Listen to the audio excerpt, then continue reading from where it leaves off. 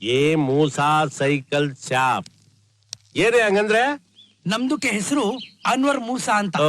Short and sweet A Musa. ಅದೇ ನಮ್ದಕ್ಕೆ ಅಂಗಡಿ ಹೆಸರು. ಅದಿರ್ಲಿ, ಈಗ ನಿಮ್ದಕ್ಕೆ ಏನ್ ಬೇಕು? ಒಂದ್ ಕೇಸರಿ ಬಾತು ಒಂದ್ ಉಪ್ಪಿಟ್ಟು ಕೊಟ್ಬಿಡು. ಕೇಸರಿದು ಬಾತು ಉಪ್ಪಿಟ್ಟಿಗೆ ಮತ್ತಿನ್ನೇನೆಯ ಇಟ್ಕೊಂಡಿರೋ ಸೈಕಲ್ ಶಾಪು ಏನ್ ಕೊಡ್ಲಿ ಅಂತ ಒಳ್ಳೆ ಹೋಟ್ಲ್ ಕೇಳ್ತಾ ಇದೆಯಲ್ಲ. ಒಂದು ಸೈಕಲ್ ಬಾಡಿಗೆ ಬೇಕಾಗಿತ್ತು. ಕಸಂ ನಮ್ದಕ್ಕೆ ಮಾಫ್ ಮಾಡಿ. ಗುರ್ತು ಪರಿಚಯ ಇಲ್ದೆ ನಮ್ದಕ್ಕೆ ರೂಲ್ಸ್ ಯಾರಿಗೆ ಸೈಕಲ್ ಕೊಡಕ್ಕಿಲ್ಲ. ನನ್ನ ಅಂಡ್ರ ಬೇಡ್ಸ್ ಅಂತ ತಿಳ್ಕೊಬೇಡ ನೀನು. ಈ ಊರಾಗೆ ಮಂಡ್ಯ ರಮೇಶ ಅಂತ ಅವ್ರಲ್ಲ, ಅವ್ನ್ ಸ್ವಾದ್ರ ಭಾವ. ಸೈಕಲ್ ಕೊಡ್ತಾರೆ. ಪರಸೊತ್ತು ಅಂದ್ರೆ ಪಾಷಾಣ ಇದ್ದಾಗೆ ನಮ್ಮ ವಂಶಕ್ಕೆ ದುಡ್ಡೆಷ್ಟು ಹೇಳು. ನಮ್ದಕ್ಕೆ ನಿಮ್ಗೆ ಸೈಕಲ್ ಕೊಡ್ತಾರೆ, ನಿಮ್ದಕ್ಕೆ ನಮ್ಗೆ ಸೈಕಲ್ ವಾಪಸ್ ಕೊಡುವಾಗ ದುಡ್ಡು ಕೊಟ್ರೆ ಆಯ್ತು. ಇನ್ನೊಂದ್ಕಿಂತ ಹೇಳು. ನಮ್ದಕ್ಕೆ ನಿಮ್ಗೆ ಸೈಕಲ್ ಕೊಡ್ತಾರೆ, ನಿಮ್ದಕ್ಕೆ ಸೈಕಲ್ ವಾಪಸ್ ಕೊಡುವಾಗ ನಮ್ದಕ್ಕೆ ದುಡ್ಡು ಕೊಟ್ರೆ ಆಯ್ತು. ರಾಜ ವ್ಯಾಪಾರ ಕೊಡು ಮೂಸಾ. ಸಲಾಮ್ ಅಲೈಕುಂ. ವಾಲೇಕುಂ ಸಲಾಮ್. ನಮ್ದು ಬಿರಾದ್ರಿ. ಏನ್ ಮಾಡ್ಬೇಕು ಯಜಮಾನ್ರೆ? ನನ್ ಮಗು ಬೆರಳು ಹಿಡಿದು ಮೊದಲನೇ ಅಕ್ಷರ ನೀವು ಬರ್ಸಿದ್ರೆ ನನ್ ಮಗು ಬಾಳು ಬಂಗಾರ ಆಗುತ್ತೆ. ಹೌದು ಬೇಡ ಯಜಮಾನ್ರೆ. ನೋಡಿ, ನೇಗಿಲ್ ಹಿಡಿದು ಸುಗ್ಗಿ ತುಂಬುವವರೆಗೂ ನೀವೇನ್ ಹೇಳಿದ್ರು ನಾನ್ ಮಾಡ್ತೀನಿ. ಆದ್ರೆ ಮೊದಲನೇ ಸಲ ಒಂದ್ ಮಗು ಕೈ ಹಿಡಿದು ಅಕ್ಷರಾಭ್ಯಾಸ ಮಾಡ್ಸೋಕ್ ಹೇಳ್ತಿದ್ದೀರಾ, ಅದು ಮಾತ್ರ ಬೇಡಿ. ಯಾಕೆ ಯಜಮಾನ್ರೆ? ಯಾಕೆಂದ್ರೆ ನಾನು ಏನಂತ ಹೇಳಿ, ನನ್ನ ಹೆಸರು ಬಿಟ್ಟು ನನಗೆ ಬೇರೆ ಏನೂ ಬರೆಯೋಕ್ ಗೊತ್ತಿಲ್ಲ. ಸರಸ್ವತಿ ಎದುರುಗಡೆ ನಾ ವಿದ್ಯಾಭ್ಯಾಸ ಮಾಡ್ದು. ನಾನು ಹೇಗೆ ಒಂದ್ ಮಗುಗೆ ಅಕ್ಷರಾಭ್ಯಾಸ ಮಾಡಿಸ್ತೀನಿ. ದಯವಿಟ್ಟು ಅದು ಮಾತ್ರ ಬೇಡಿ. ಅಮ್ಮ, ನೀವಾದ್ರೂ ಯಜಮಾನ್ರಿಗೆ ಒಂದ್ ಮಾತು ಹೇಳಿ.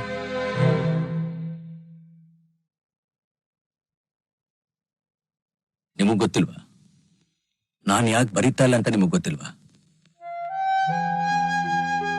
ನಾನ್ ಮುಟ್ಟದೇ ಇರೋ ಪೆನ್ನ ಆ ಮಗು ಮುಟ್ಟದೇ ಇದ್ರೂ ಪರವಾಗಿಲ್ಲ, ಆದ್ರೆ ನಾನ್ ಮುಟ್ಟಿರೋ ಆಯುಧಗಳನ್ನ ಆ ಮಗು ಮುಟ್ಟೋ ಹಾಗಾಗಬಾರ್ದು. ಆ ಮಗು ಯಜಮಾನ ಇದ್ದಾಗೆ ಇದ್ಬಿಡ್ಲಿ, ಪರವಾಗಿಲ್ಲ. ಆದ್ರೆ ಆ ಮಗು ಶಿವನ್ ತರ ಮಾತ್ರ ಆಗ್ಲೇಬಾರ್ದು.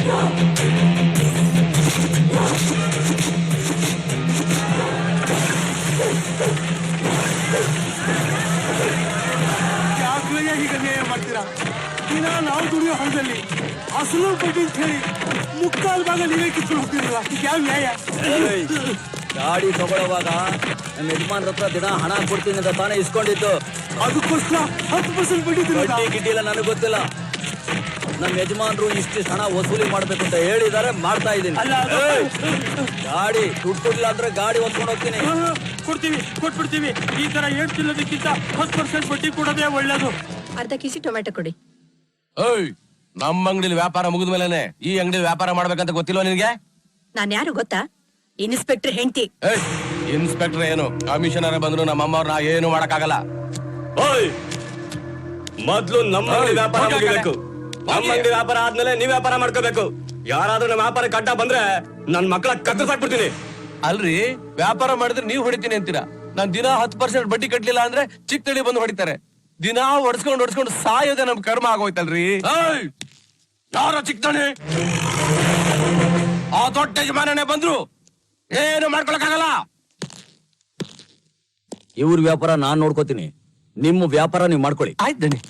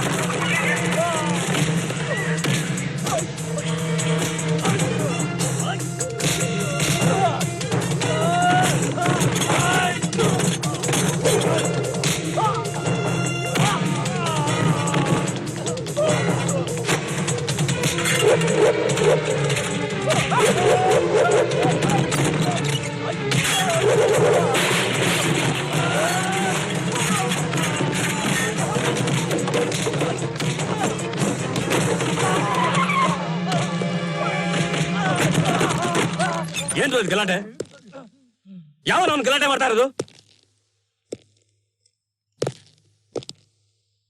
ಏನ್ ಅನ್ಕೊಂಡ್ಬಿಟ್ಟಿದ್ಯಾ ನಿನ್ನ? ಸಾಲ ತಗೊಂಡು ಬಡ್ಡಿ ಕೊಡ್ಲಿಲ್ಲ ಅಂತ ಅವತ್ತು ಟ್ರಾವೆಲ್ಸ್ ಅವ್ರನ್ನ ಹೊಡೆದಿದ್ಯಾ, ಕೊಟ್ಟಿರೋ ಸಾಲನ ವಾಪಸ್ ಕೊಡ್ಲಿಲ್ಲ ಅಂತ ಆಟೋದವ್ರನ್ನ ಹೊಡೆದಿದ್ಯಾ, ಈಗ ಈ ಮಾರ್ಕೆಟ್ ಅಲ್ಲಿ ಶುರು ಹಚ್ಕೊಂಡಿದ್ಯಾ? ಇದುವರೆಗೂ ನಾನಿನ್ನ 17 ಸಲ ಒಳಗಡೆ ಹಾಕಿದ್ದೀನಿ. ಆದ್ರೆ ಈ ಸಲ ಒಳಗಡೆ ಹಾಕಿದ್ರೆ ಸಾಯವರೆಗೂ ಆಚೆ ಬರ್ಬಾರ್ದು, ಹಾಗೆ ಮಾಡ್ಬಿಡ್ತೀನಿ. ನಾವು ಸಾಲ ಕೊಟ್ಟೋರಿಂದ ದಿನ ಬಡ್ಡಿ ವಸೂಲಿ ಮಾಡೋಕೆ ಪೊಲೀಸ್ನವರಿಂದ ಸಾಧ್ಯನಾ? ಆ ಕೆಲಸ ನೀವು ಮಾಡೋದಾದ್ರೆ ಈ ಕೆಲಸ ನಾ ಬಿಟ್ಬಿಡ್ತೀನಿ.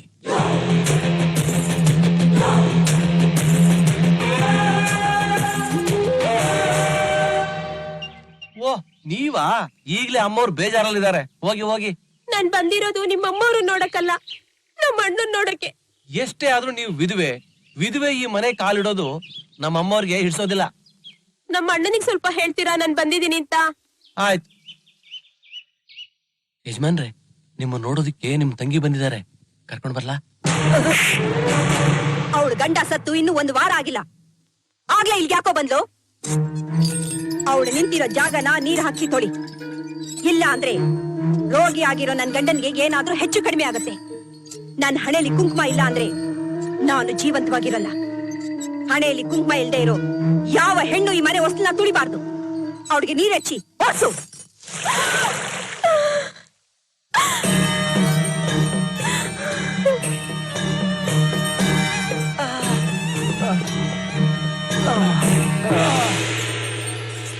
ಏನ್ರೋ ಇದು? ಅಮ್ಮ, ಮಾರ್ಕೆಟ್ ನಲ್ಲಿ ವ್ಯಾಪಾರ ಎಲ್ಲ ಆ ಯಜಮಾನ್ರ ಕಡೆ ಟರ್ನ್ ಆಗುತ್ತಮ್ಮ. ಏನ್ ಹೇಳ್ತಿದ್ದೀರಾ? ಆ ಯಜಮಾನಂಗೂ ಇದಕ್ಕೂ ಏನ್ ಸಂಬಂಧ? ಅಮ್ಮ, ಆ ಯಜಮಾನ್ರು ಕೊಟ್ಟಿರೋ ಸಾಲನ ವಸೂಲಿ ಮಾಡೋದಕ್ಕೋಸ್ಕರ ಆ ಚಿಕ್ಕ ದಣಿ ನಮ್ಮನ್ನೆಲ್ಲ ಹೊಡೆದು ನಮ್ಮ ವ್ಯಾಪಾರನೆಲ್ಲ ಅವ್ರ ಕಡೆ ತಿರ್ಸ್ಕೊಂಡ್ಬಿಟ್ರಮ್ಮ. ಚಿಕ್ಕ ದಣಿ ಅಂದ್ರೆ? ಆ ದೊಡ್ಡ ಯಜಮಾನ್ರ ಆಯುಧಾನೆ ಈ ಚಿಕ್ಕ ದಣಿಮಾ. ನೋಡ್ತಾ ಇದೆ, ಚಿಕ್ಕ ದಣಿ ಏನ್ ಬಂತು, ಆ ದೊಡ್ಡ ಯಜಮಾನನ್ನೇ ಸರ್ವನಾಶ ಮಾಡ್ತೀನಿ.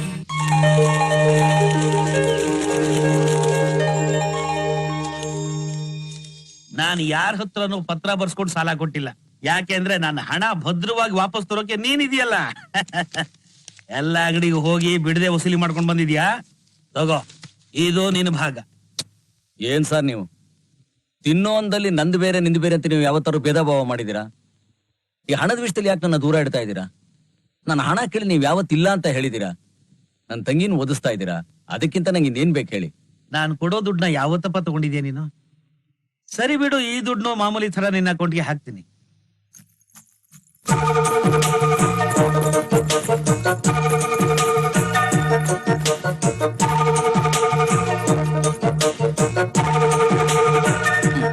ನೀವಾ? ನಾನೇ. ಏನ್ ಹೇಳಿದ್ರಿ ನೀವು?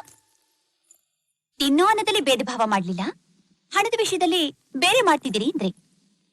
ನಮ್ ತಂದೆ ತಿಂದ್ರೆ ನಿಮ್ ಹೊಟ್ಟೆ ತುಂಬುತ್ತಾ? ನಮ್ಮಪ್ಪ ಏನ್ ನಿಮ್ ತಂಗಿನ ಬಿಟ್ಟಿ ಓದಿಸ್ತಾ ಇಲ್ಲ. ನಿಮ್ ದುಡ್ಮೆ ಕೊಡ್ಬೇಕಾದ ಸಂಬಳದಲ್ಲೇ ನಿಮ್ ತಂಗಿನ ಓದಿಸ್ತಾ ಇದ್ದಾರೆ. ಅಂದ್ಮೇಲೆ ನಿಮ್ ತಂಗಿನ ನೀವ್ ತಾನೇ ಓದಿಸ್ತಾ ಇದ್ದೀರಾ. ಪ್ರತಿ ಸಲ ರಜಾ ಬಂದಾಗ ನಾನ್ ನನ್ನ ತಂಗಿನ ಹೊರಗಡೆ ಟೂರ್ ಕರ್ಕೊಂಡು ಹೋಗ್ತೀನಲ್ಲ, ಅದಕ್ಕೆಲ್ಲ ಯಜಮಾನ್ರ ತಾನೇ ಹಣ ಕೊಡ್ತಾರೆ. ನೀವ್ ವಸೂಲಿ ಮಾಡ್ಕೊಡೋ ದುಡ್ಡಲ್ಲಿ ಅವ್ರು ನಿಮಗ್ ಕೊಡೋದು ಕಡಿಮೆನೆ. ನಮ್ಮಪ್ಪ 10 ರೂಪಾಯಿ ಕೊಟ್ರೆ ನಿಮ್ಮ ಬಲ ಅದನ್ನ 100 ರೂಪಾಯಿ ಹಾಕಿ ಸಂಪಾದನೆ ಮಾಡ್ಕೊಡುತ್ತೆ. ಸಾಕು ಸಾಕು, ನನಗ್ 10, 100 ಅಂತ ಲೆಕ್ಕ ಹೇಳಿ ಕಕ್ಕ ಬೆಕ್ಕಿ ಮಾಡ್ಬೇಡಿ. ಎಲ್ರು ದೇವ್ರ ಹುಂಡಿಲಿ ಹಣ ಹಾಕ್ತಾರೆ. ಅದ್ ಯಾರಿಗೋಸ್ಕರ? ಅಲ್ಲಿ ಕೆಲಸ ಮಾಡೋರ್ಗೋಸ್ಕರನಾ? ಅಲ್ಲ, ದೇವ್ರಿಗೋಸ್ಕರ. ಹಾಗೆ ಜನ ಹಣದ ಜೊತೆ ಬಡ್ಡಿ ವಾಪಸ್ ಕೊಡ್ತಾರೆ. ಅದ್ ಯಾರಿಗೋಸ್ಕರ? ನನಗೋಸ್ಕರ ಅಲ್ಲ, ಯಜಮಾನ್ರಿಗೋಸ್ಕರ.